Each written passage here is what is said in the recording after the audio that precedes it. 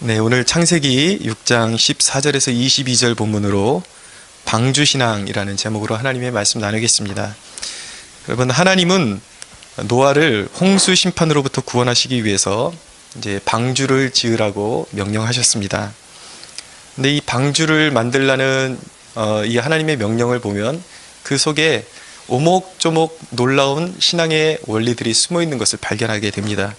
이제 우리 구원의 원리와 신앙의 원리가 하나님께서 노아에게 방주를 이렇게 만들어라 말씀하시는 그 내용 속에 아주 영적인 깊은 진리들이 숨어 있다는 것을 발견하게 되는 것이죠. 그러면 오늘 저와 여러분이 이 방주를 통해서 배우는 신앙의 원리가 뭐냐, 그것을 우리가 좀 살펴보기를 원합니다. 첫째, 방주는 어떻게 만들어야 되는가?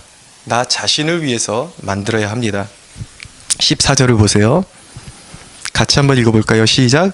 너는 고페르나무로 너를 위하여 방주를 만들되 그 안에 칸들을 막고 역청을 그 안팎에 칠하라. 예, 누구를 위해서 만들라고 기록하고 있습니까? 너를 위해서. 그러니까 말씀을 받는 여러분 자신을 위해서 방주를 만들라고 말씀하고 계신 것이죠. 신앙의 요소는 개인의 차원에서 시작되어야 하는 것입니다. 물론 하나님께서 공동체의 말씀을 주기도 하시지만 무조건 구원의 역사는 개인의 차원에서 시작되는 것입니다. 개인이 하나님의 말씀을 받든 개인이 모여서 공동체가 되는 것이죠. 제가 말씀 한 구절 읽어드릴 텐데 한번 들어보시기 바랍니다. 사도행전 2장 38절에 있는 말씀인데 제가 한번 읽어드리겠습니다. 사도행전 2장 38절. 베드로가 이르되 너희가 회개하여 각각 예수 그리스도의 이름으로 세례를 받고 죄사함을 받으라. 그리하면 성령의 선물을 받으리니 라고 말씀하고 있습니다. 여러분, 구원은 개인적인 결단입니다. 누가 나를 대신해서 결단을 내려줄 수가 없어요.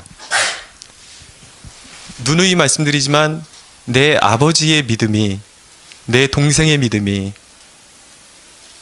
내 자식의 믿음이 내 믿음이 될 수가 없는 거예요. 그래서 요한복음 1장은 말씀하죠. 영접하는 자 곧 그 이름을 믿는 자들에게는 하나님의 자녀가 되는 권세를 주시겠다고 말씀하셨습니다. 영접하는 개인에게 구원이 임하는 것입니다. 그래서 기독교는 거짓된 공로 사상을 배척합니다.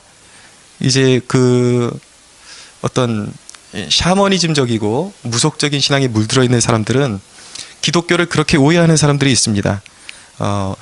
이 땅에서 산 사람이, 살아있는 가족이 예전에 죽은 가족을 누군가를 위해서 기도하면 그 가족이 지옥에 있다가도 우리의 공로를 보시고 하나님이 그들을 중간 단계로 올려주시고, 또 지옥에 있던 사람이 헌금을 많이 하고 기도를 많이 하고 100일 기도를 쌓고 1000일 기도를 쌓고 이러면 천국으로 올라올 수 있다라는 그런 헛된 망상을 가지고 있는데, 기독교는 절대 그런 것이 아니에요. 그것은 무속신앙에서 기인한 것입니다. 내 신앙으로 천국 가고 내 신앙으로 지옥에 가는 것입니다. 가끔 목회자에게 더 잘되게 해달라고 이렇게 기도를 요청하는 그런 경우들이 있습니다. 그렇게 목회자에게 어떤 도움을 요청할 수는 있지만 내가 믿지 않고 내가 기도하지 않으면 신앙의 유익을 누릴 수가 없게 되는 것입니다. 왜입니까? 내가 기도해야 그 상황 가운데 움직이시는 하나님의 손길을 느낄 수가 있어요. 상황이 변화될 때에 이것이 내가 기도했어야 이것이 바로 하나님이 내가 기도한 대로 응답하셨구나 라는 것을 감지할 수가 있죠. 그러니까 신앙이 점점 그런 체험 속에서 점점 더 하나님을 확신하게 되는 것입니다. 믿음이 커지게 되는 것이죠. 그러면서 믿음이 자라나는 거예요. 근데 내가 기도하지 않으면 하나님이 내 삶 가운데서 아무리 개입하시고 역사해 주셔도 눈이 멀어버리는 거예요. 느낄 수가 없는 것입니다. 그러니까 기도 응답에 대한 확신이 없으니까 당연히 기도도 잘 안 하게 되겠죠. 그런 패단이 있는 것입니다. 말씀을 자기 자신에게 적용을 해야 합니다. 묵상을 하면서 또 설교 말씀을 들으면서 생각보다 많은 사람들이 어떤 말씀을 들을 때에 자기 자신에게 적용을 하지를 않아요. 이 말씀을 들으면서 아무개 집사의 얼굴을 떠올리고 아무개 권사의 얼굴을 떠올리고 이건 딱 그 사람이 들어야 되는데 그런 경우가 참 많습니다. 그러나 여러분, 하나님의 말씀이 내게 유익이 되려면 그 말씀을 내게 주시는 말씀으로 받아들여야 하는 것입니다. 말씀 앞에서 자기 성찰이 필요해요. 내가 이런 면에서 부족하구나. 내가 이런 면에서 하나님의 뜻에 좀 어긋났구나. 내가 그래도 하나님의 뜻에 순종하려고 했더니 이 말씀에 가까이 가는 나의 모습을 보면서 또 뿌듯해할 수도 있겠죠. 자기 성찰이 있어야 성장을 하게 되는 것입니다. 다른 사람에게 적용하면은 절대로 신앙이 자라나지 않습니다. 나에게 적용하고 나를 하나님의 말씀 앞에 벌거벗은 듯이 세워서 말씀으로 나를 비추어 볼 때에 말씀이 나를 사로잡기 시작하고 그 말씀을 통해서 변화가 일어나게 되는 것입니다. 사랑하는 여러분, 여러분을 위해서 방주를 만들라고 말씀하고 있습니다. 신앙은 철저히 여러분들 개인의 것이 되어야 하는 것입니다. 여러분, 하나님의 말씀과 이 구원에 대한 메시지가 여러분들 모두에게 각각에게 큰 유익이 되고, 그리고 그것 모든 것들이 여러분들의 영적인 성장으로 이루어지는 축복이 있게 되기를 축원합니다. 방주를 통해 배우는 신앙의 원리는 뭐냐면, 두 번째는 뭐냐면 하나님이 이르시는 방법으로 만들어야 된다라는 거예요. 내 방법으로 만드는 것이 아닙니다. 여러분 잘 들으십시오. 비슷한 모양의 배를 만든다고 해서 다 구원의 방주가 되는 것은 아닙니다. 하나님이 부르신 사람이 만들어야 해요. 그리고 하나님의 말씀대로 만들어야 하는 것입니다. 여러분, 구원의 방법과 그리고 구원을 지탱하는 방법은 하나님이 정하시는 것이지 내 임의대로 정하는 것이 아닙니다. 하나님을 섬기는 방법은, 하나님이 원하시는 방법은 여기 다 기록이 되어 있어요, 성경에. 하나님이 원하시는 대로 하나님을 섬기는 것이지, 내가 생각하는 하나님은 이런 것 같아 그러면서 내가 원하는 대로 섬기는 것이 신앙의 원리가 아니라는 것입니다.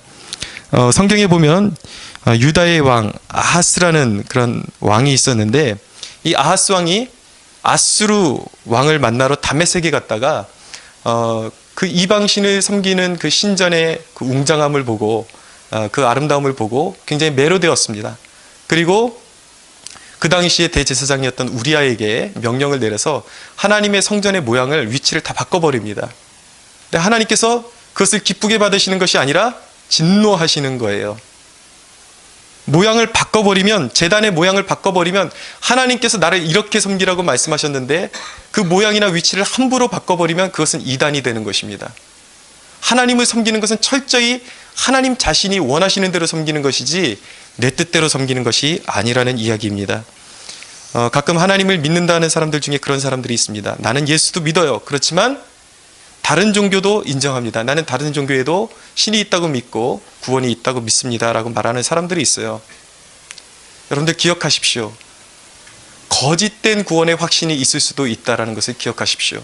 자기가 마음대로 하나님을 정의해놓고 구원의 길이 있다고 그렇게 정의해놓고 내가 그대로 그렇게 살고 있으니까, 내가 그렇게 믿으니까 나는 구원받은 사람이다 라고 말해봤자 소용이 없습니다. 마태복음에서 예수님께서는 말씀하셨어요. 나더러 주여 주여 부르는 자마다 천국에 가지 못할 것이다.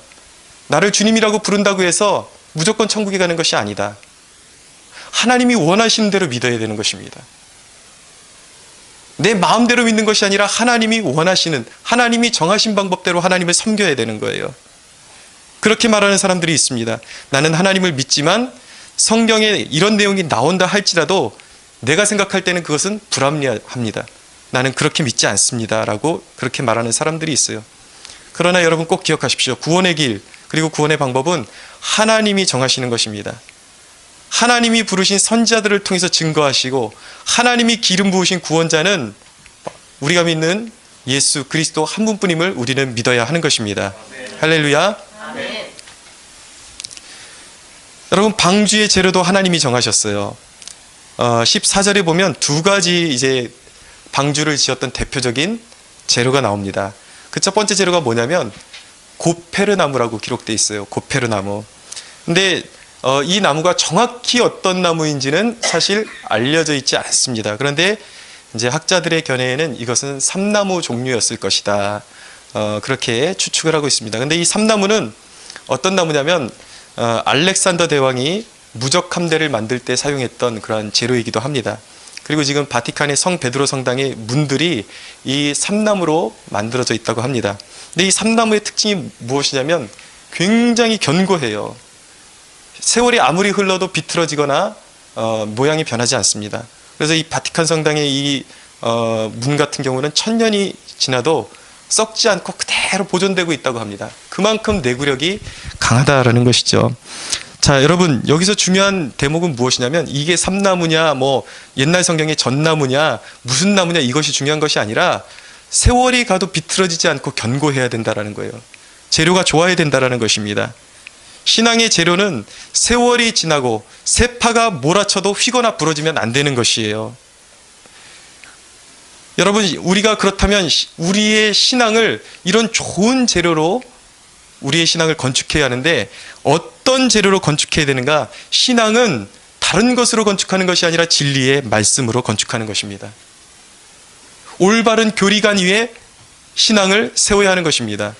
가끔 교리를 굉장히 무시하는 사람들이 있고 교리가 사람이 지어낸 하나의 어떤 전통적인 그러한 어떤 관습이지 그게 무슨 진리냐 그러는 사람이 있는데 그것은 아주 영적으로 자신의 무지함을 드러내는 것입니다. 참된 교리는 성경의 진리의 말씀이 말씀하는 그대로 우리가 붙들고 살아야 하는 신앙의 원리를 정의해 놓은 것을 교리라고 말하는 것입니다. 그렇기 때문에 어떤 의미에서는 진리의 말씀이 곧 교리예요. 우리는 어떤 신앙관 위에 토대 위에 신앙을 세워야 되는가? 올바른 교리 위에 진리의 말씀 위에 우리의 신앙을 세워야 하는 것입니다. 여러분, 우리의 신앙을 세울 때 주의해야 될 점은 내가 말씀을 재단하는 것이 아니에요. 이 말씀은 내가 마음에 든다. 이것은 합리적인 것 같다. 이것은 오늘날 시대에도 합리적인 것 같다. 그렇게 이야기하지만 내가 하나님의 말씀을 이것은 올바라 보이고 이것은 이성적인 것 같고 합리적인 것 같고 이것은 아닌 것 같다. 이렇게 재단하는 것은 엄청난 교만인 것입니다. 하나님 앞에 건방진 거예요. 하나님의 말씀이 교회가 하나님의 말씀을 만들어가는 것이 아니라 하나님의 말씀이 교회를 세워가는 것입니다. 할렐루야. 여러분, 이 성경은 그냥 이야기책이 아니에요. 성령의 감동으로 된 하나님의 말씀인 것입니다. 이 말씀이 우리를 만들어가도록 내 자신을 내어드릴 때에 가장 완벽한, 가장 안전한 신앙이 세워지게 되는 것입니다. 말씀이 나를 바꾸는 것입니다. 여러분, 그렇기 때문에 말씀으로 변화를 받으려면 내 생각을 내려놓아야 돼요. 내 고집, 내 생각. 여러분, 이전에 읽었던 어떤 그런 무슨 어떤 책이든 경험이든 하나님의 그 순수한 말씀 앞에 내려놓아야 하나님의 말씀이 보이기 시작해요. 들리기 시작합니다. 지식을 다 내려놔야 됩니다. 여러분, 헛된 지식은 우리의 영혼을 병들게 하는 것입니다. 지식을 내려놓아야, 내 자랑을 내려놓아야, 내 편견을 내려놓아야 하나님의 말씀이 그대로 보이기 시작하면서 그 말씀이 내 안에 들어오면서 역사하기 시작하는 것입니다. 여러분, 우리 시대에 참을 수 없이 귀가 가벼운 시대가 아닌가 그렇게 생각이 됩니다. 설교를 들어도 그 설교에 유머가 없으면 그것을 잘 듣지를 못해요. 경험담으로 나열되고 어떤 재밌는 예화로 나열하지 않으면 사람들이 잘 귀를 기울이려고 하지 않습니다. 재밌는 이야기는 들으려고 하지만 말씀 속에 있는 진리는 소화를 못하는 그런 어린아이와 같은 신앙인들이 교회에 너무 많다는 것이죠. 히브리서 5장 12절은 말씀합니다. 때가 오래되었으므로 너희가 마땅히 선생이 되었을 터인데 너희가 다시 하나님의 말씀의 초보에 대하여 누구에게 가르침을 받아야 할 처지가 되었으니 단단한 음식은 못 먹고 젖이나 먹어야 할 자가 되었도다 라는 것입니다. 교회 안에 수년 동안 신앙생활을 한 성도들이 있었는데 아직도 그 말씀을 소화하지 못하고 있는 거예요. 받아들이지를 못하고 있는 것입니다. 늘 젖이나 먹어야 되는, 그것이 바로 사도의 근심거리가 되었던 것이죠. 그러나 히브리서는 이어서 뭐라고 말씀하냐면 장성한 자는 하나님의 말씀을 묵상하는데 그냥 묵상하는 것이 아니라 지각을 사용한대요. 이치를 생각하고 이 상황 가운데 하나님께서 내게 주시는 이 말씀을 통해서 내게 주시는 영적인 원리는 무엇일까? 그것을 이치적으로 따져보는 거, 생각하는 거예요. 하나님의 말씀을 붙잡는 것입니다. 그리고 연단을 받아서 선악을 분별한다고 말씀하고 있어요. 여러분, 어린아이와 같은 자는 그렇습니다. 만약에 하나님이 당신을 사랑하신다라고 말하면 그 하나님이 당신을 사랑하신다라는 그 로맨틱한 분위기 그 하나만 붙잡는 거예요. 하나님이 나를 사랑하시니까 모든 것이 순탄하겠지. 그렇지만 실상이 그렇지 않으니까 삶에 환란이 오면 말씀을 팽개치고 떠나가는 것입니다. 왜입니까? 미숙아라서 그래요. 어린아이이기 때문에 그런 것입니다. 하나님이 원하시는 건 그런 것은 아니에요. 그런 것이 아니에요. 여러분, 장성한 사람은, 성장하기를 원하는 사람은 하나님과 나와의 그 사랑을 지켜나가는 그 과정에 있어서 어려움이 있다라는 것을 직시합니다. 사랑에는 어려움이 도사리고 있다라는 것을 직시하는 사람이에요. 결코 하나님과 나의 그 사랑의 관계 속에 순탄한 길만이 있다고 믿는 사람이 장성한 사람이 아닙니다. 이미 그는 이 사랑을 지켜나가는 길 가운데 험난한 고난이 있고 역경이 있을 것을 예측하는 사람이에요. 그리고 그 어려움이 올 때에 하나님의 말씀으로 상황을 분별하는 것입니다. 그 어려운 상황 가운데 내가 어떻게 대처하기를 원하신지 하나님의 마음을, 말씀을 곱씹고 묵상하고 연구하면서 그것을 붙잡는 사람이에요. 그렇기 때문에 그는 결국에 어떤 시험과 환난도 이겨내고 통과할 수밖에 없는 것입니다. 데살로니가 교인들은 환난 중에 사도 바울이 뭐라고 말씀하냐면 극심한 환난이 그들에게 있었지만 말씀을 받을 때 그들이 그냥 받은 것이 아니라 기쁨으로 받았다라고 말씀하고 있어요.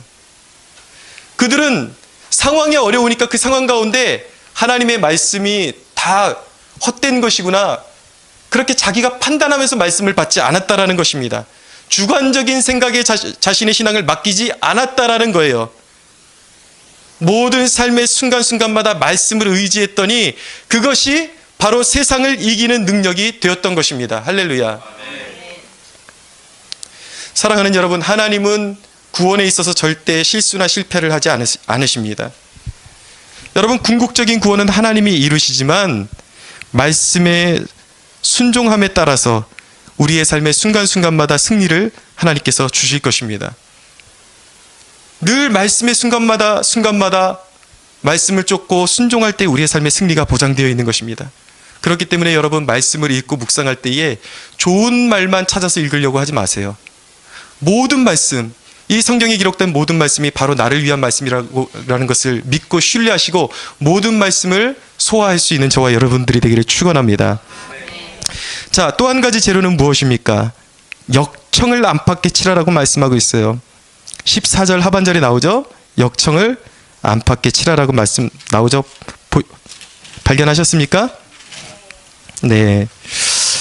이 역청이 무엇이냐면 방수제를 말하는 것입니다. 방수제. 물이 안으로 스며들지 못하게 바르는 것이죠.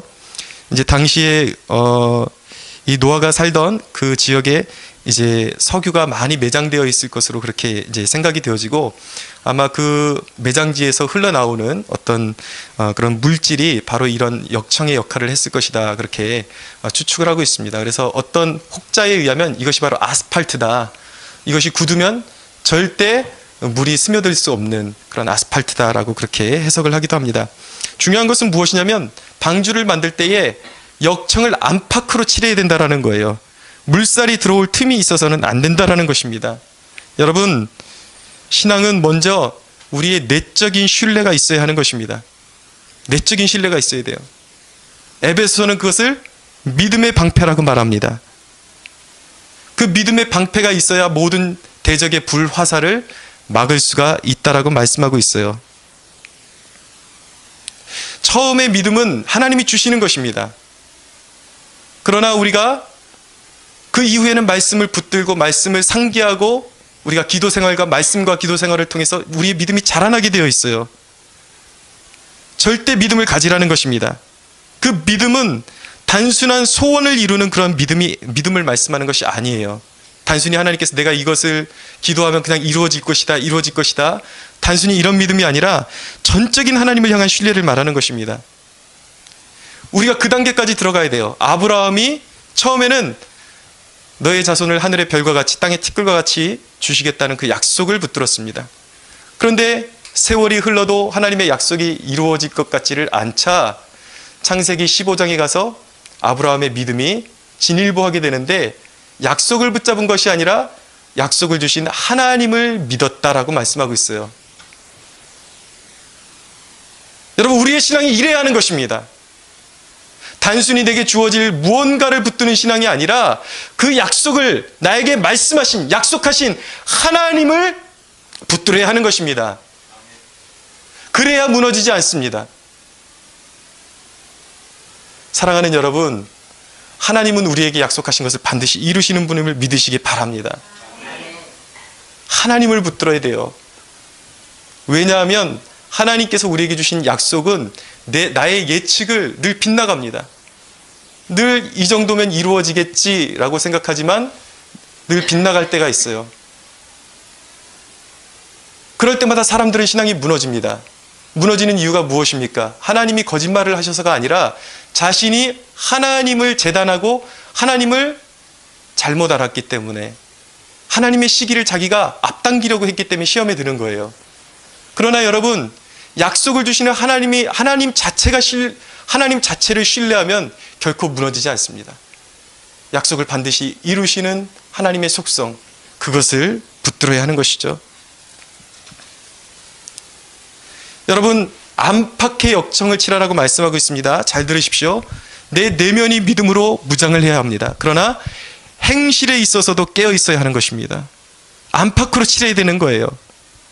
우리가 신앙생활을 하면서 내가 유혹받기 쉬운 장소나 내가 유혹받기 쉬운 사람들과 어떤 나를 죄의 길로 이끌 수 있는 사람들과의 만남을 추구하게 되면은 유혹의 물살이 뚫고 들어오게 되는 것입니다. 그러면서 배가 가라앉게 되는 것입니다. 그렇게 되지 말라는 거예요. 역청을 안팎으로 치라라는 것이죠. 보십시오. 방주의 크기도 하나님이 정하셨습니다. 길이가 어떻게 됩니까? 오늘 말씀해 보니까 15절 한번 같이 읽겠습니다. 시작. 내가 만들 방주는 이러하니 그 길이는 300규빗, 너비는 50규빗, 높이는 30규빗이니라 라고 말씀하고 있어요. 이것을 우리 시대의 수치로 환산을 하면 길이가 136.8m, 그리고 넓이가 22.8m, 그 다음에 높이가 16.68m가 되는 것입니다. 잘 와닿지 않겠지만 미식 축구장 경기장의 1.5배를 더 큰 그런 사이즈라고 해요. 엄청난 것이죠.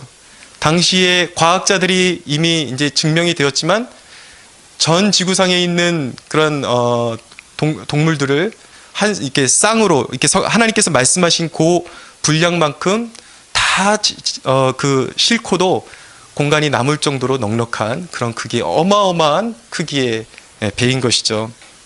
그런데 여러분, 여기서 중요한 것은 무엇이냐면 그 사이즈가 오늘날의 과학자들이 정말 인정할 정도로 가장 배로서 이상적인 사이즈라고 합니다. 어떤 풍파 속에서도 뒤집히거나 침몰하지 않는 이상적인 구조라는 거예요. 이것이 중요합니다. 여기서 중요한 메시지는 풍파에 뒤집히지 말아야 한다는 거예요. 방주는. 그런데 여러분, 잘 들으십시오. 여기서 중요한 메시지는 무엇이냐면 방주는 뒤집어지면 안 되는데 풍파에 우리 신앙이 뒤집히지 말아야 한다는 것이 메시지가 아니라, 잘 들으십시오. 하나님의 말씀대로 우리가 순종하면 배가 뒤집힐래야 뒤집힐 수가 없다라는 것이 메시지예요. 믿으십니까?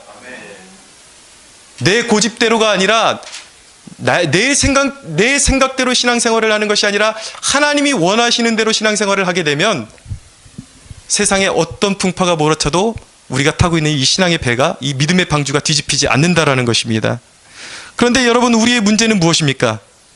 기분에 따라서, 환경에 따라서 배의 길이를 때로는 잘라먹습니다. 때로는 너무 넓이를 잘라먹어요. 배가 좁아지는 것이죠. 풍랑이 쉽게 넘어지는 것입니다. 높이를 잘라먹어요. 내 상황과 컨디션에 따라서 방주의 크기를 마음대로 재단을 합니다. 내 편의에 맞게. 그렇기 때문에 환란에 넘어지는 것입니다. 여러분, 상황이 어려우니까 물질적인 유혹을 받죠. 이번 달엔 어려우니까 11조 어떻게 한번 제껴보자. 그러면 어떻게 됩니까? 필요 없는 곳으로 물질이 자꾸 새 나가게 됩니다. 시간에 자꾸 쫓기니까 말씀, 기도 생활 제껴버리지 뭐.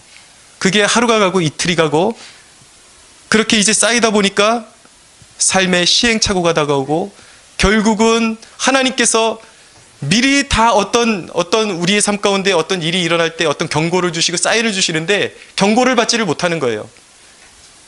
불현듯 다가오는 시험과 환난에 넘어질 수밖에 없는 것입니다. 그러니까 여러분 정확해야 돼요. 믿음의 방주는 내가 재단하는 것이 아니라 환경을 쫓는 것이 아니라 환경이 아무리 어렵다 할지라도 하나님께서 우리에게 말씀하신 그 사이즈대로 말씀하신 대로 방주를 지어야 함을 믿으시기 바랍니다. 그래야 가라앉지 않아요. 여러분 인생이 가라앉기 싫으면 수영 코치의 말에 순종하면 되는 것입니다. 저 예전에 제가 다리를 심하게 다치고 수술을 몇 번 받고 재활훈련을 하면서 수영장을 좀 다닌 적이 있습니다. 몇 달을. 근데 전 진짜 수영은 잘 못해요. 근데 수영을 처음 배울 때 처음에 깊은 물로 집어넣을 때에 코치가 항상 긴 대나무 막대기를 들고 있습니다. 언제든지 꼬르륵 잠수할 때 이제 뻗쳐주기 위해서. 신앙의 원리가 이래요. 하나님은 언제든지 우리가 가라앉을 때에 받칠 준비를 하고 계세요. 하나님은 코치와 같습니다. 만반의 준비를 하고 계십니다. 그렇기 때문에 여러분 하나님을 믿고 우리를 완전히 가라앉지 않게 반드시 건져내실 하나님을 믿고 시키는 대로 하면 되는 거예요. 코치의 말을 믿고 힘을 빼고 물에 뜨면 되는 것입니다. 무슨 말씀인지 아시겠습니까? 신앙의 원리가 이렇다라는 거예요. 안 죽어요. 하나님이 시키는 대로 해도. 당장 이거 하나님이 시키는 대로 하면 내 이성적으로는 손해볼 것 같고 죽을 것 같아요. 가라앉을 것 같아요. 안 가라앉아요. 안 죽어요. 하나님이 시키는 대로 하면 돼요. 하나님은 이미 우리를 받아들일 준비를 하고 계십니다. 시키는 대로 하면 물에 넉넉히 뜰 수 있는 수영에 능숙한 사람이 될 수 있는 것입니다. 사랑하는 여러분, 하나님이 시키는 대로 하십시오.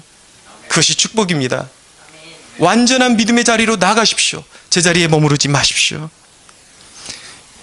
여러분, 방주신앙 세 번째는 무엇이냐면 방주에는 특이한 점이 있었습니다. 그것이 무엇이냐면 방주에는 추진장치나 방향타가 없었다라는 거예요. 참 특이한 배 아닙니까? 어떻게 배에 추진장치도 없고 돛도 없고 모터도 없고 당연하겠지만 키가 없어요. 이게 바로 구원의 원리가 녹아져 있는 것입니다. 여러분, 신앙이란 무엇입니까? 구원이란 무엇입니까? 내가 가고 싶은 길로 가는 것이 구원이 아니에요. 그것이 신앙이 아니에요. 내가 예수께 붙들린 이후로는 하나님이 나의 삶을 이끌어 가시기 시작하는 것입니다. 내 안에 그리스도께서 사시는 것입니다. 할렐루야. 그렇기 때문에 여러분들의 삶이 빗나가는 것 같아도 두려워하지 마세요. 문이 닫히는 것 같아도 두려워하지 마세요. 하나님의 손이 여러분을 붙잡고 계십니다. 여러분 안에 예수 그리스도께서 살고 계십니다. 그분이 여러분들의 인생을 주도적으로 이끌고 계십니다. 할렐루야.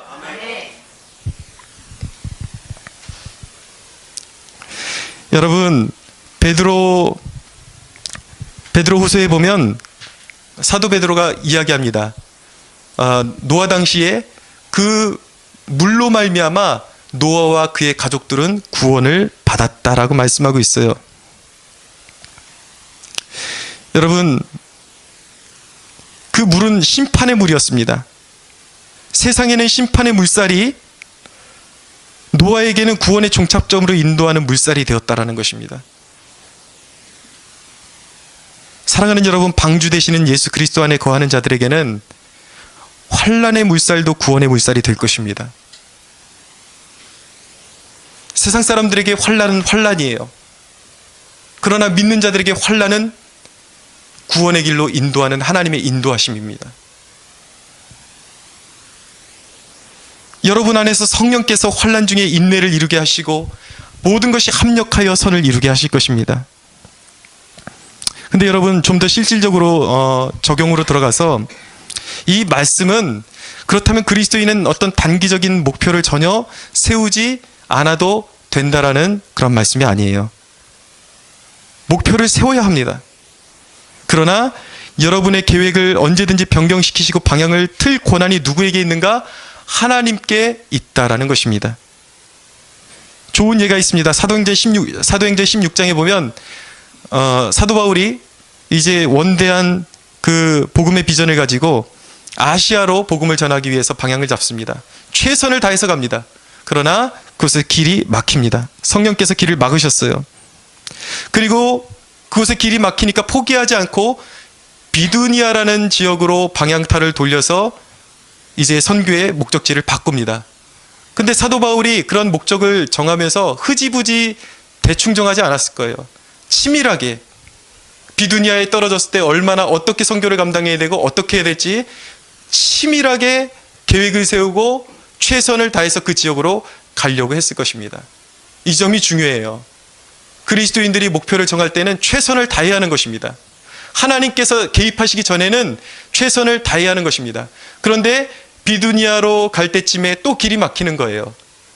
길이 막혔는데 거기서 끝나는 것이 아니라 하나님께서 밤중에 환상을 보여주시면서 마게도냐 사람이 이리로 와서 도와달라는 환상을 보여주시면서 마게도냐의 문을 열어주십니다. 개척의 문이 열리는 것이죠.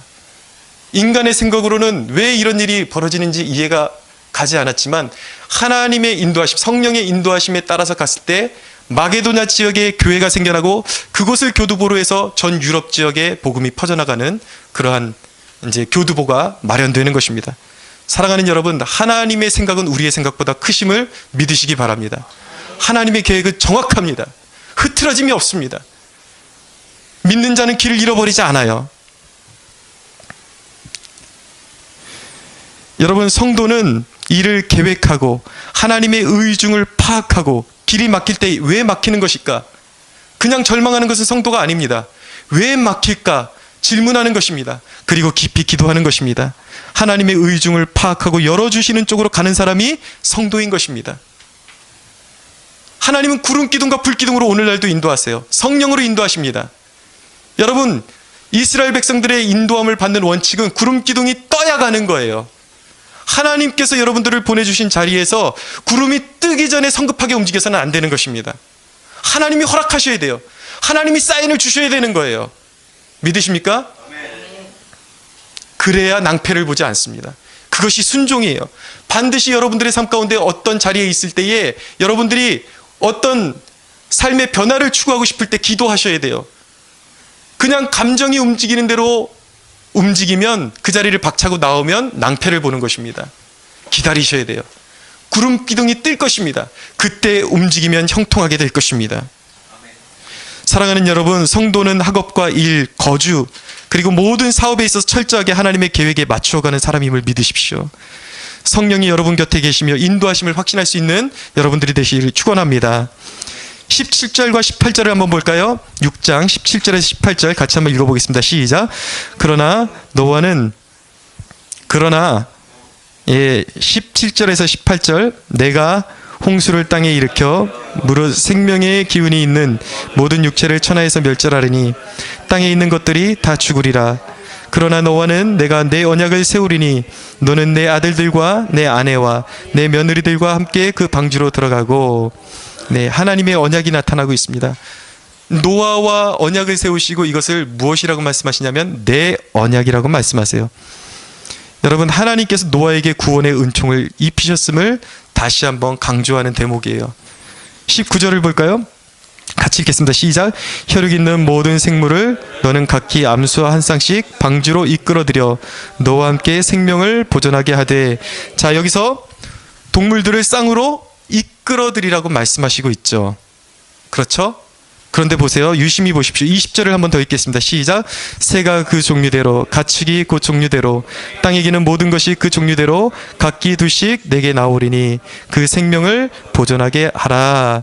여기서는 반대되는 말씀이 나오고 있습니다. 그 동물들이 종류대로 하나님께서 나오게 하실 것이라고 말씀하고 있어요. 여러분, 여기에 복음의 비밀이 숨겨져 있습니다. 복음에는 어떤 요소가 있냐면 분명히 찾으러 가는 요소가 있습니다. 죄인들을 찾으러 가는 요소, 구원받을 백성들을 찾으러 가는 요소가 있어요. 우리는 찾으러 가야 합니다. 그러나 구원의 요소에는 필히 하나님이 끌어오시는 요소가 있어야 하는 것입니다. 하나님이 끌어주셔야 돼요. 이것을 성경은 뭐라고 말씀하냐면 택함 택하심이라고 말씀하는 것입니다. 성경은 일관되게 택하심에 대해서 강조를 합니다. 제가 성경을 한 구절 찾아서 읽어드리겠습니다. 요한복음 6장 39절에 있는 말씀 잘 들어보시기 바랍니다. 6장 39절. 나를 보내신 이의 뜻은 내게 주신 자 중에서 내가 하나도 잃어버리지 아니하고 마지막 날에 다시 살리는 이것이라 라고 말씀하고 있어요. 무엇인가 믿는 하나님의 자녀들을 예수님께서 뭐라고 말씀하시냐면 아버지께서 내게 주신 자들이래요. 하나님이 택하셨다라는 것입니다. 사랑하는 여러분, 보고 계십니까? 세상에 그 어떤 사람들을 여기에 앉혀놓는다고 해서 억지로 앉혀놓을 수가 없어요. 여러분들 느끼고 계시죠? 똑같은 말씀이 선포돼도 누군가는 이 말씀을 듣고 진리를 얻고 고침을 받고 변화를 받는데 어떤 사람들은 이 똑같은 공간에 똑같은 설교를 해도 들리지를 않습니다. 그리고 박차고 교회 밖으로 나가버립니다. 여러분, 말씀은 누구에게나 허락된 것이 아닙니다. 택하신 하나님의 백성들에게 허락된 것입니다. 사랑하는 여러분, 저와 여러분이 하나님의 은총을 입고 택하심을 입은 것으로 인해서 하나님께 감사할 수 있게 되기를 바랍니다. 많은 사람 가운데 당신을 선택하셨어요. 무엇을 위해서 선택하셨을까요? 언약을 맺기 위해서 선택하셨습니다. 언약이란 무엇입니까? 내가 너를 구속했다라는 것입니다. 너는 내 것이라는 거예요. 그리고 너는 나를 위해 살아야 한다라는 것입니다. 하나님께서 왜 나를 선택하시고 나와 언약을 맺으셨는가? 그 정확한 이유를 고린도후서 5장 15절이 말씀하고 있습니다. 우리 찾을 수 있는 분들은 함께 찾아볼까요? 고린도후서 5장 15절.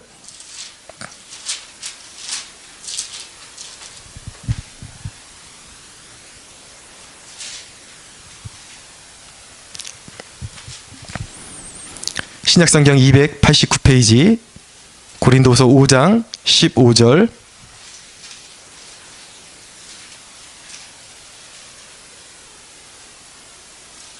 찾으셨습니까? 함께 읽겠습니다. 시작.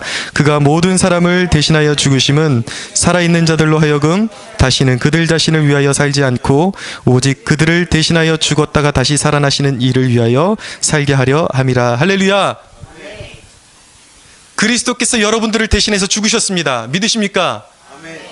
여러분, 구원에는 조건이 없어요. 믿는 자에게 구원을 주시는 것입니다.